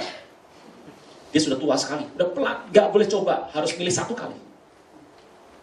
Mungkin hidupmu sekarang seperti itu. Tahun ini engkau punya pilihan hidup. Mau sekolah yang mana? Mau kerja di bidang apa? Mengambil keputusan mau nikah sama siapa? Berarti pilihannya banyak kan? Nah, itu berarti laku gitu loh maksudnya. Anda harus ambil keputusan hari ini dan Anda mungkin nggak punya kemampuan untuk memutuskan. Tidak punya dana lebih, modal nggak cukup, waktunya sangat singkat, Anda harus mengambil keputusan dan informasi tidak pernah ada yang bagus. Anda harus mengambil keputusan satu, harus benar. Kalau tidak, hidup merusak. Simeon seperti itu. Ribuan orang, ratusan bayi, dia harus milih satu. Kalau menurut saya, bayi suruh milih susah. Karena bayi itu cirinya menurut saya cuma ada 3. Semua bayi itu sama menurut saya, mukanya. 1 gundul, 2 merem, 3 senyum-senyum. Bayi kan gitu semua. Anda melihat bayi, kok mukanya sama semua ya? Bayi juga dalam hati dia bilang, ini orang tua sama semua mukanya. Sama aja. Saudara Tuhan, ini menarik loh. Bagaimana caranya di antara banyak orang, milih satu harus benar. Engkau dan saya perlu Roh Kudus. Kenapa tahun ini AINHE dikenal sebagai tahun Roh Kudus? Tahun ini di tengah goncangan yang seperti ini akan ada banyak pilihan, Anda harus ambil keputusan. Dan ini hanya terjadi bisa kalau engkau dan saya penuh roh. Opanya sudah tua sekali. Dia harus milih satu. Kalau dia salah ngambil bayi, dia ambil. Oh ini Mesias. Kita nyebut Mesias itu biasa. Karena Mesias bagi kita adalah Tuhan Yesus. Bagi orang Yahudi, sebutan Mesias itu sangat amat kudus. Anda salah sebut, ngambil bayi salah, digampar bapaknya itu. Anda bisa bayangkan itu. Tetap bersama saya, Roh Kudus. Minta Roh Kudus menguasai doa dan saya. Supaya hidup ini gak salah ngambil keputusan. Sudah terlalu banyak orang Kristen hidup salah ngambil keputusan. Pak, saya sudah salah nikah. Telat. Ingat kata mantan Presiden SBY, lanjutkan. Teruskan. Mau apa lagi? Teruskan aja. Ini menarik loh, saudara Tuhan. Menarik sekali. Roh Kudus. Karena goncangan akan ada di mana-mana. Banyak hal terjadi. Saudara Tuhan, masih ingat sebuah lagu? Pertolonganmu begitu ajaib, kau telah memikat hatiku. Di saat aku tak sanggup lagi, di situ tanganmu bekerja. Pernah dengar lagu ini? Ya. Saya ketemu sama penciptanya. Dia ini menikah sama anak pendeta. Dia pengusaha, dia bukan pendeta, kan pengusaha. Dia main musik lah, keyboard di gereja. Pendetanya meninggal. Istrinya teruskan. Istrinya meninggal. Jadi itu warisan gereja jatuh kepada anak perempuan. Yang mana itu adalah istrinya si pencipta lagu itu. Dia bilang sama saya gini, Pak, ini Pak gereja. Waduh, Anda tahu gerejanya? Luasnya kira-kira segini. Tapi semuanya papan reot dimakan rakyat. Semuanya. Itu tendang, runtuh gitu gereja. Beneran. Sampai kaget. Hah? Saya pegang gini-gini. Ini tendang satu tiang, rontok semuanya. Pak, ini warisan buat saya, Pak. Katanya saya harus teruskan. Jadi dia harus sekarang bangun tuh gereja. Anda jangan bayangkan begini, saudara-saudara, kolektakan jalan, kita sumbang untuk gereja. Boro-boro ini di pinggir Jakarta. Udah bertahun-tahun gak dibangun. Gak ada orang yang musik, Pak. Gak ada yang mau musik, reot. Siapa mau demo? Tulisnya Tuhan. Dan dia mendapat warisan itu. Saya bilang gini, kamu tahu warisan terbaik di muka bumi? Gereja, saya bilang. Kamu dapat yang terbaik, teruskan aja. Nah, pakai apa? Pakai iman. Nah, dia bikin lagu ini. Saya tanya, bagus lagu ini. Kok gak pakai nama kamu? Gak enak Pak. Ini kan lagu yang buat berkati orang. Saya pakai artis rohani, kompilasi, bikin lagu. Saya suruh nyanyi biar jadi berkat bagi banyak orang. Oke. Lagunya itu dapat inspirasi dari mana? Dia bilang sama saya, dari Mazmur 91. Yang Pak Niko sering cerita. Ada baca tiap hari? Jemaat Tuhan dengar ini baik. Jangan sampai, saya harus ngomong ini tegas supaya Anda ngerti. Daripada saya ngomong pakai alus-alus. Jangan sampai Anda kena masalah, baru doa. Seorang teman saya, pengusaha besar, ngebur laut. Izinnya resmi. Bornya kena kabel telekomunikasi. Pss. Remuk. Ribut besar. Masuk pengadilan. Anda tahu? 30 miliar. Dalam saat lagi dengar kabar digugat 30 miliar. Ini bukan lemper duit ini. Cerita. Ternyata kabel itu gak ada izin. Dia ada izin. Ribut masuk pengadilan. Ya dia menang. Tapi tetap harus keluar duit. Tetap harus keluar duit. Segala macam, acar segala macam. Saya tanya sama dia, pengerja gereja loh, hamba Tuhan. Saya tanya, baca Mazmur 91 tiap hari? Apaan tuh Pak? Gak pernah baca? Apaan tuh ya Pak? Ini goncangan lagi banyak. Pak Niko ngomong begini, bukan supaya adanya, ini tolong dilakukan. Jimat Pak, bukan jimat. Ini firman. Saya tanya dari mana idenya? Mazmur 91. Saya senyum, saya bilang gini sama pencipta lagu itu. Menurut saya kamu salah loh. Setahu saya di Mazmur 91 tidak ada kata pikat-pikatan. Pertolonganmu begitu ajaib, kau telah apa? Memikat. Gak ada pikat-pikatan di Mazmur 91 ayat 14 adanya melekat. Dia senyum sama saya, dia berkata, Pak Aruna bisa aja. Pak, saya ambil dari bahasa Ibrani-nya. Keren. Bahasa Ibrani melekat dan terpikat adalah cinta yang melekat atau hesed. Bukan keset. Bukan hesed. Hesed itu susah cek orang Sunda. Hesed. Saya baru ingat, aduh hesed. Anda tahu cirinya hesed? Cinta melekat. Yang pria waktu masih muda ingat-ingat baik-baik. Lagi ada pergi ke pasar, gitu. Ada encim-encim cerewet nawar abang tuh. ribut sepasar gitu. Tapi tuh encim bawa cucu cantik sekali. Masih ingat ya? Dan mata Anda nggak tahu kenapa Anda lagi nawar tuh mati ke sana terus. Sambil jalan nabrak tiang, tung gitu. Kenapa bisa nabrak tiang? Karena matanya melekat. Masih ingat yang pria? Yang wanita masih ingat nggak wanita? Waktu masih muda dulu. Ada naksir sama satu pria, gak six pack, whole pack. Gak ada penampilan pokoknya. Bukan langsung. Rambut di kepalanya sudah mirip dengan daratan yang meluas dan gelombang yang menipis. Tapi ada cinta sama laki.